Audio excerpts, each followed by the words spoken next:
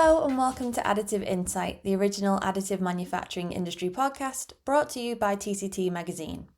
I'm TCT Head of Content Laura Griffiths, and on this episode I'm joined by Jonathan Rowley, founder of Additive Companion. Additive Companion is a new platform designed to help navigate the complex world of additive manufacturing through real-world case studies and technology resources. Throughout our conversation, Rowley, who is a qualified architect and associate lecturer in MA Design for Industry 5.0 at Central St Martin's, shares his Raiders of the Lost Ark lightbulb moment with 3D printing, why bringing objects to the forefront of the AM conversation is crucial to successful adoption, and how 8 years running a London-based 3D printing bureau equipped him with the tools to help cut through the noise and launch a resource built on purposeful case studies. If you like what you hear, make sure to subscribe wherever you get your podcasts. And for more Additive Insight, head over to tctmagazine.com to become a TCT executive member and receive our global print magazine delivered straight to your door, exclusive monthly deep dives, industry vertical newsletters, VIP access to events, members-only podcast, and much more.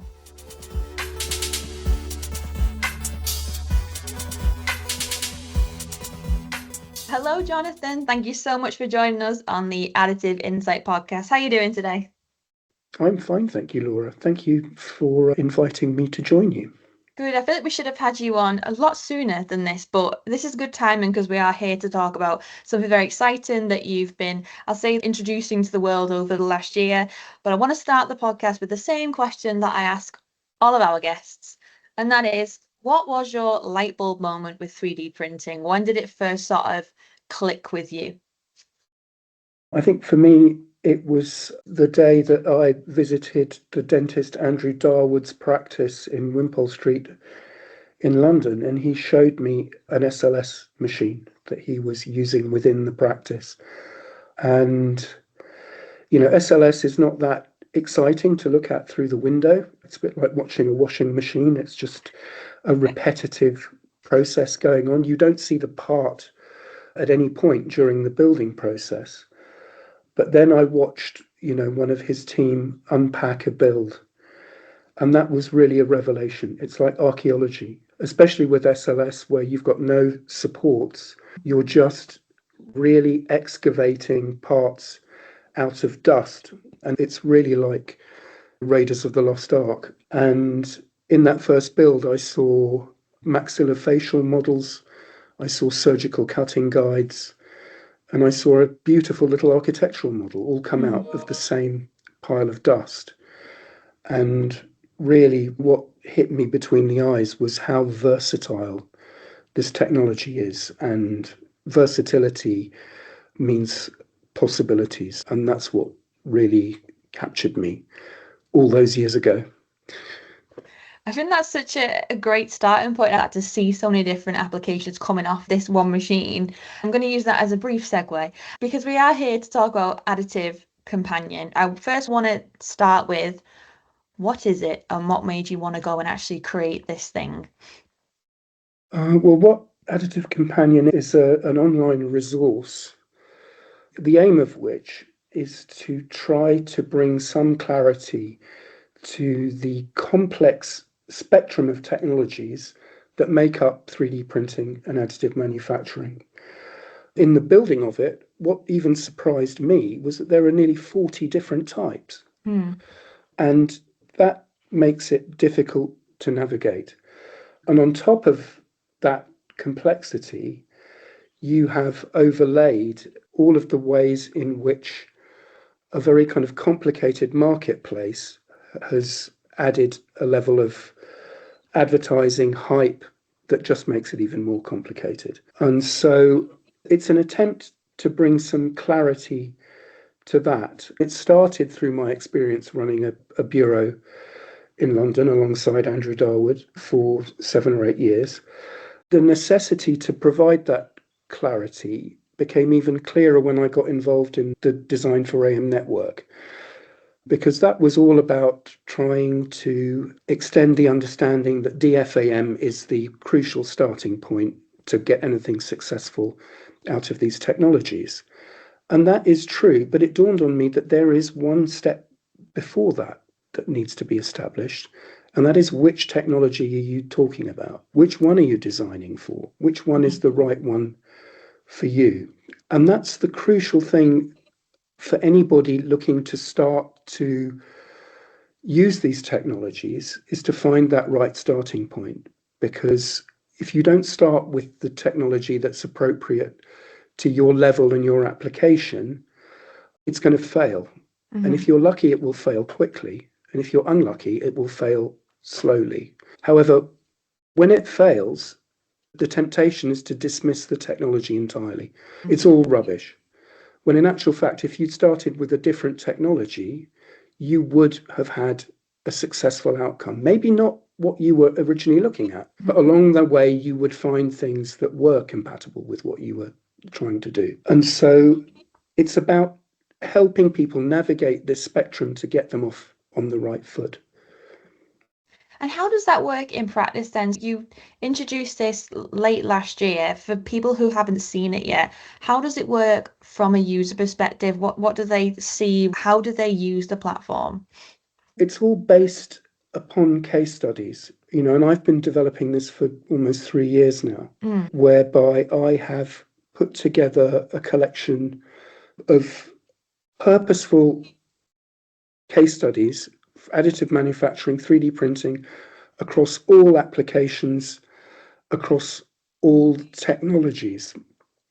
And so the initial focus is on helping people find projects that relate to what they're trying to do, that people have done before, and you use that as a clue to finding what's worked for other people doing something similar. So it's about finding who's been successful doing what and with what. And then from there, it leads you, it gives you the option to find out more about that particular technology. And on that page, you will find all of the other case studies that use that technology, so that you can start to see, oh, right, okay, so it's this project, plus you can do, this is what other people are doing. And that kind of reaffirms that this looks likely, and also gives you a breadth of the different ways in which it's been used, that maybe sparks new thoughts and ideas. Okay. And also and then on that page, you can find the manufacturers of that technology and all of the service providers. So it's using the objects as a signpost to find your way to what might work best for you. I mean, any listeners might want to take a look at it, because some of their work might already be on there. Hopefully their companies will be as well. But that's the principle. And how are you finding these objects? As you say, you've been working on this for several years now, and I've been on the platform myself. There's so much variety on there. There's just about every industry it touches on. So how are you collating those case studies? Because I know sometimes I find this just at TCT, it's not always easy to get those stories out of people, or that they're willing to share those stories. Yeah. No, it is difficult. And even when you do catch wind of them, it's hard to know everything that's gone into them. Basically, I've looked back through a lot of TCT stories. So they're not all current. They're they represent the history of the development of the technology. Yeah. Some of them go back as far as 2002. But I've just kind of methodically looked through the history of 3D printing and pulled out ones that I think are interesting, have worked. So that represents my prejudices. But since we've released it, the idea is that any user, anybody visiting the site, can submit their own case studies. Now, just because you submit them doesn't mean that we'll include them. It still has to be curated, otherwise it becomes Thingiverse very quickly, and we don't want that. But the bar is not terribly high. It doesn't have to be the world's first anything. It doesn't have to be in any way novel. It just has to be a nice, sensible, effective application of 3D printing that's helped that person achieve something good. And it's been really gratifying. We've had so many people sending in their projects, and that's the nice thing about the world of AM, is that most people are very happy to share. They're proud of what they've done, and they should be. And this is a place that gathers that all together, where others can learn from the achievements of others. And what has the user response been like so far then? Like who do you see this being the most valuable to? I don't want to sound too over ambitious, but I think anybody who's operating in this world can use this resource. The case study archive is for users to find signposts to the technologies that are most applicable to them. Mm-hmm. Manufacturers and service providers, the benefit to them is that the people who are coming to them through this site have already identified the technology that they're after, and they know that the service provider or the manufacturer provides that technology. So already it's a much better lead than one normally gets just doing searches on the internet.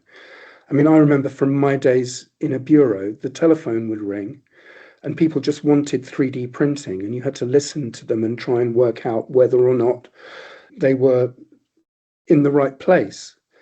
The really awful thing about that was, in most cases, I had to tell them no. And that's not a great starting point for any kind of relationship. What this will provide service providers and manufacturers with is a stream of, well, I hope it's a stream of inquiries whereby the answer is yes. And we all get going. There isn't that logjam. Also for service providers, you can use it as a resource to find out who is providing which technology in my region or my country, or who isn't. Is there a window there for me to offer that to my customers? Also for users, there's a community element to this. You can put your profile up and expose your experience, your services, your case studies. If you submit a case study, then you're connected in the community to that case study. So not only are users finding the right technology and the right providers, they've also got the potential to find the right design partners who, if they don't have the time or the inclination to design it themselves, can go straight to the people who've done that kind of thing already. So it's really about finding the technologies and then tying everything else together so that everybody can just get going and not have these terrible false starts whereby you start in the wrong place. You painted a really true picture there of what it was like at a service bureau and having to just listen to people talk about 3D printing, figure out what on earth it was they actually wanted to get out of the technology. So I am really interested to know, Jonathan, how did that experience inform what you needed to do with Additive Companion? How did that make, decide what it needed to be? Aside from the DFAM network inspiration, it was very much from that bureau environment, from those telephone conversations, whereby with one ear you're listening to what they're saying, and the other ear you're talking to yourself, saying, who is this person? Do they have any money? Are they over the age of 12?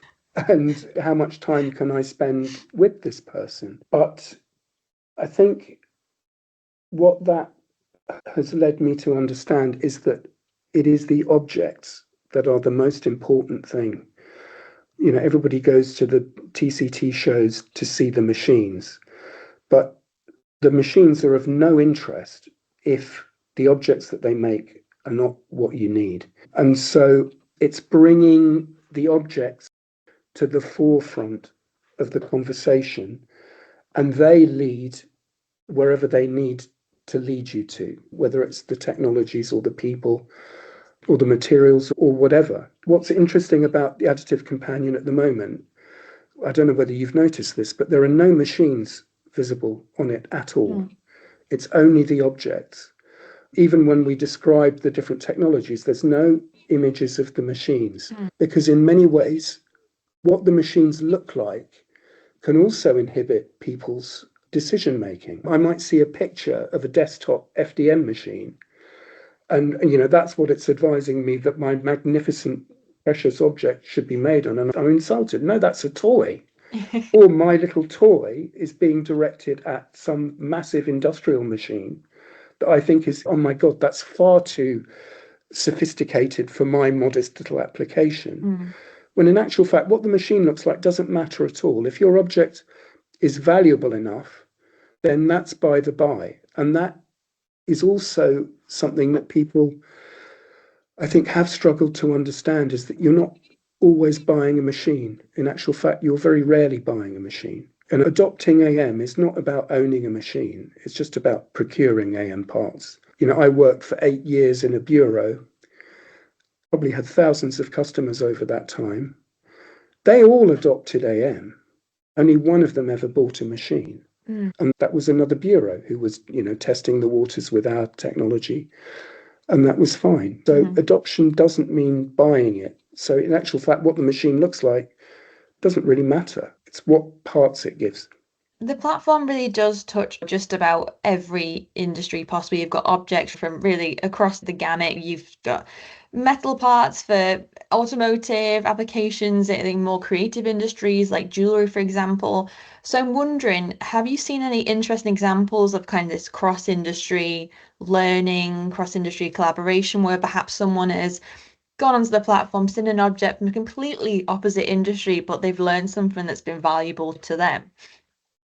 I think in many ways, that is the objective. That's what will happen. But we will probably know very little about that. People will be finding each other independently through the site. And the only, wind we'll catch of that is when some really more interesting, exciting case studies are submitted. That gets sent back into the archive and it all becomes kind of self-sustaining. I mean, there is one project that I'm aware of, which is a renowned fashion designer through the Additive Companion has found a pretty fantastic parametric designer who they've collaborated on a piece of jewelry with, again, and also in collaboration with a casting house, whereby, this incredible piece of geometry has also had a microfluidic simulation added into it in order to ensure that the casting process is going to work. And that's a pretty astonishing collection of people who found each other through this. And the only thing that's holding us back at the moment is the price of gold. Once that becomes more affordable or some benefactor appears, then there is something spectacular to be achieved through this. And that's just a little glimpse of the types of connections that we hope to foster through the Additive Companion. And Jonathan, you've been in the industry for a long time. I'm not trying to age you, but it would be a waste for me to not ask you for your thoughts on just the more general state of the industry at the minute and just to get some of your thoughts on where we're at. So I want to first of all ask you, what is your sort of take on where we're at today in terms of this industry's progression? Does it feel right to you? Are you surprised that we're still talking about a lot of the same challenges that I'm guessing people were calling you up about in those 8 years at the Bureau? I think like a lot of people who've been in this world for a while, it's frustratingly slow. And I think that's because it is confusing to navigate. And that's where we hope that Additive Companion will accelerate things a little bit. But I think what is encouraging is that more and more people are coming forward with projects that they aren't shouting about and proclaiming, straight away as a kind of world's first, earth-shattering, game-changing, etc. We need to ban those words, really, don't we? Yeah, they're extremely detrimental. I mean, because any normal person's response is yeah.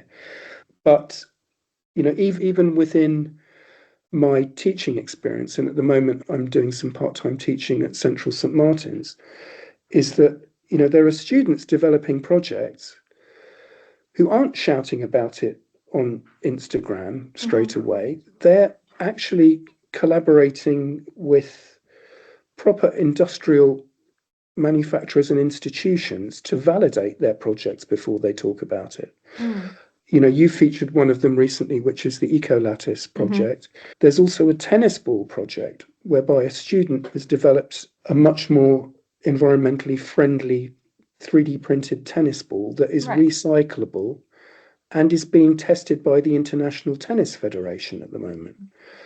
These things are being shouted about or proclaimed once they've been much more established. And the fact that these organizations are validating them means that they're taking the technology more seriously already too. So that's healthy. Yeah. But we should all hurry up. But I do think, as you say, something like Additive Companion is really going to help provide that clarity, really cut through the noise, cut through the misinformation that we've been battling through for a very, very long time. Is there maybe something that you wish more people knew about AM, something which might be helpful to our listeners today that would really help us get there? I've mentioned it before, but that there are 39 different types of additive manufacturing and 3D We printing. love an acronym. Oh, don't even start. It's impossible. That's something else that's an important element of the Additive Companion, is that there is a glossary of terms. We've got over nearly 300 of the acronyms and the jargon explained. So you can use that as a reference tool if you've forgotten what, PBLFM is, or whatever the acronym is. You could have made something up there, Jonathan. I would have just agreed with you. But there are choices to be made, and it's important that you understand what those choices are. I mean, one feature of the Additive Companion is that you use it really primarily to eliminate things that you can discount as not relevant to you or what you're doing. And that's a way of finding your way. I mean, the other advice I would have, and I apologize to all of the salespeople of the machine manufacturers, is that if you can avoid it, you don't want to buy a machine too early. You need to stay agile. What I see a lot of is companies have invested in one of the many technologies and they have it in-house. It works well for whatever they bought it for. But then when they want to try using AM for something else, they automatically use what they have. And in many cases, it's almost all cases, it's probably not the one that you want to be using for that application. Always keep your eyes open to the most appropriate technology. Don't just use what you have, and maintain that agility. And that way you stay on top of, the rapid development of these technologies. You don't have to feel that you're missing out on this incredibly fast evolving technology. You can always procure whatever you need as a state-of-the-art solution to what you're trying to do. And Jonathan, you clearly care about this industry. You're clearly passionate about it. So what are you most excited about in additive today? I think at the moment, what has me really excited is the teaching that I'm doing, and engaging with the brilliant students that I come across at Central St Martin's, who are already very familiar with designing for 3D printing. And in many ways, they offer a glimpse of the future we were all looking at 10 years ago, where everybody was saying that this stuff will really take off when the young people get involved with it and we can bypass the fuddy-duddies who are skeptical. And I'm starting to see some of that coming through. However, the problem is that they all think that 3D printing is FDM. And what we need to do is to broaden their horizons. Yes, it's FDM, and that's great for your prototyping and your project design work in university. But then what we need you to understand is that you've got 38 other choices, and start to pick and choose and evolve those technologies and use them where they're appropriate and leave them alone where they're not.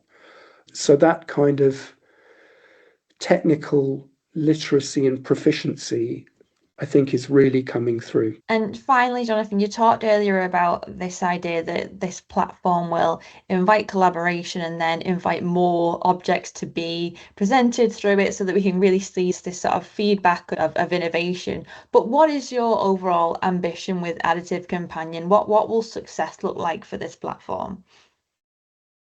What I would love it to become is the kind of definitive resource that everybody de facto automatically turns to whenever they're looking for any information about anything additive manufacturing related, whether it's inspiration, whether you're looking for new technologies, whether you're looking for partners, whether you're looking for collaborators. It's just automatically where you go to. In many ways, it's been designed to be something of a kind of internet bypass, whereby the internet is so saturated with SEO and advertising these days that looking for anything AM related, the first 2 pages are advertising. What you're really looking for is on page 8. And so this is a kind of independent, agnostic, curated oasis whereby you can concentrate on finding what you really need and connecting the dots in order to make it work. And it's about providing the ability to discover, to be inspired, to learn, and then ultimately decide what you're doing with AM to start to reap all of the benefits that it offers. So really just for it to become the kind of go-to place where everybody wants to present themselves for others to help find their way.